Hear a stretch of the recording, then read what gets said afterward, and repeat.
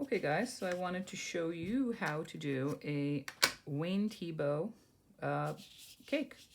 And by that, I mean we're going to think about how he uses a cylinder to draw a cake. But actually, it's going to be your cake, so you get to decide how you would like to do it.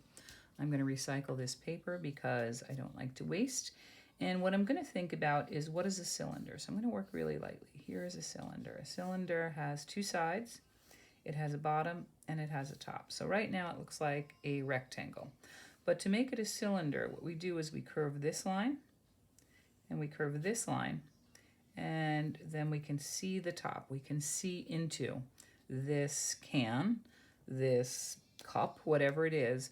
To make it a cylinder, we have to curve that line that looked flat at first in a rectangle. That gives it that three-dimensionality. And when you do this, it's the cup. But as you start to turn it, you can see that top. We know it's a circle, right? You can see it's a circle. But as it starts to turn, it becomes more of an oval because of that perspective we were talking about. It kind of moves into the distance and it looks more like an oval. So that's how you get your cylinder. So right now that could be that cup, but you'll notice that it's a little narrower on the side, which is similar to, say, a cupcake container. But with a cake, it's a cylinder, but it's kind of flat on the side. So I'm going to decide, how big do I want my cake to be? So this is going to be how big or wide my cake is, and then I'm going to decide what kind of cylinder. So I'm going to go up the top and repeat that, and then I'm going to bring it all the way around. So right now I'm going to go a little darker so you guys can see. Please ignore this. I know this is probably distracting you, but I don't want to waste paper. And so it's a cylinder, and up top it's going to look like an oval even though I know it's a circle. All right? And if you're a little uneven, don't worry. You can always widen it. You can always fix it, especially if you have oil pastels and you're working in them. If you're working in pencil, you could definitely get into shading here. So right now I want to make a plate for it. We know a plate is round too, but it's very similar in that we want to see mostly the cake. So it's going to be flattened out, similar to here. It's going to be flattened out. So it's almost going to look like a hat, right? Like Abraham Lincoln's hat or a snowman's hat. Right now it could look like that. So that would be like the brim. It's going to be the plate that my cake is resting on. So this is the part that gets where I want to show you how you make a cut in the cake if you're going to cut out a slice. Right now you could decorate this cake, you could put frosting, you could put candles in it. You could have loads of fun decorating this right here at this point. Any way you want. If that's the way you want to draw your cake, you want to draw your cake where no cuts were made in it, here's a good point for you to go off and do that. I would suggest not only coloring the cake, but it really finishes it up when you color the background as well. The nice thing, if we were in art class, I would have you have peeled oil pastels. So if you have any broken ones, they're actually pretty good to experiment with, because you can use the side of them and they color a large area quickly, and they're great for blending. Great, great, great for blending. So even that little tiny piece, I know it's hard to have yours broken if you have them in good shape. You can just, I'm going to just color this so you don't see it so much. Okay. And white's a great mixing color. All right, so let's say I want to cut my cake in a slice. I'm going to put a little dot in what would be the center, and I'm going to draw a triangle. There we go. Think about that road in the moonlit road. And I'm going to repeat that triangle down here. Same shape. And what I'm going to do is I'm going to draw a line from here to here. So right now it looks like an arrow. And what I'm going to do is I'm going to take this line down to this line, and this line down to this line. So actually all of this, if I could erase this, I would, because that is now the plate. That's the cut. I have to repeat it one more time if I have layers like this. and that's going to be the slice of cake. So let's say I made a delicious chocolate cake. I am not loving the color. Oh, there it is. That's the brown I want. I like a milk chocolate.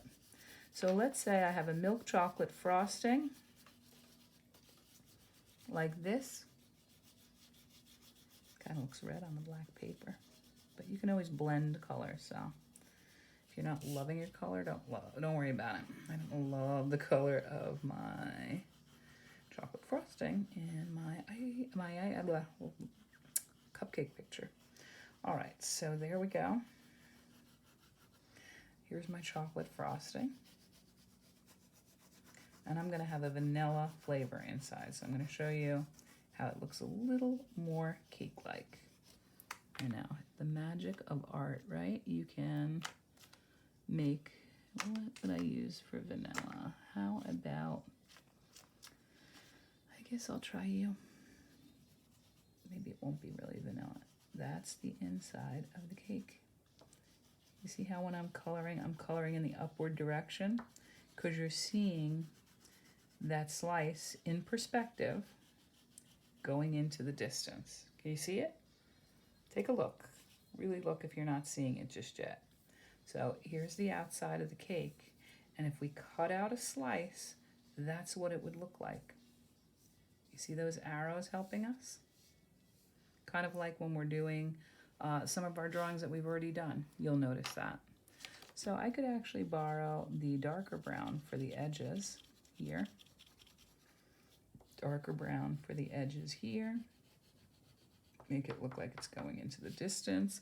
Pick a color for my plate. I'll make a light yellow color plate. I've been using my oil pastels a lot lately. They're getting in need of a peel. I don't like to peel the whole thing because then they get all over my hand, but when they break, the great use is for them to be used like this.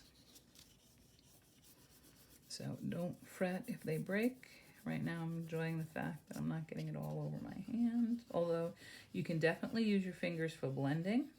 You can use a Q-tip, you can use cotton, you can use a tissue. You can definitely blend your colors so that you don't see any of the black of the paper. I kind of like it, but to each his own. You can definitely blend. I've seen beautiful blending work from people. Now, similar, I don't know if you did the lollipop project yet, you could make the plate look a little more three-dimensional. After I finish all of this and I do my background, I sometimes add candles to my cake, and I like to make my plate look a little more 3D, so I might go over here. Where's my black? There you are. I'd come over here and I might make one side of the plate and then come out a little bit to make it look like the side of the plate. And I like to sometimes go back at the end and do a little bit of outlining. I don't do the whole thing, but just little pops of white and black outlining. Give it a nice finishing touch. So I will continue on with mine. You can definitely go in and add sprinkles, cherries, candles, whatever it is you want to your top. You can go in and add frosting details like, where are you, White? Oh, there you go. You could make it sort of look like you have those, you know, when they put the, I don't know what they call it, but little frosting details sort of along the edge like that, and have fun. So I just want to show you before I sign off how you could make it more than one layer. So if you have your drawing and you have your cylinder, here's my first one, like a wedding cake might have layers. I'm going to draw the bottom of my cylinder, top of my cylinder. I'm going to draw the top. Okay, so we knew side. These are equal, they're vertical, they're not getting smaller. And curved line. That curved line is really important to make it look realistic. So I'm going to add another layer, same way, smaller. Vertical line, curved line, all the way around. There's my second layer. Here's my third layer. Maybe this is the part where they put the married couple. There we go. And then I'd put it on a plate or a table or cake stand, whatever it is you want to do. And from there you could add candles, you could add flowers, you could add scalloping, anything you want along the edges. Create your beautiful layered cake. Okay, great. You know, when I go to buy a birthday card at the store, they're like $5. You make cards like this, you could sell them. They're so beautiful. Have fun.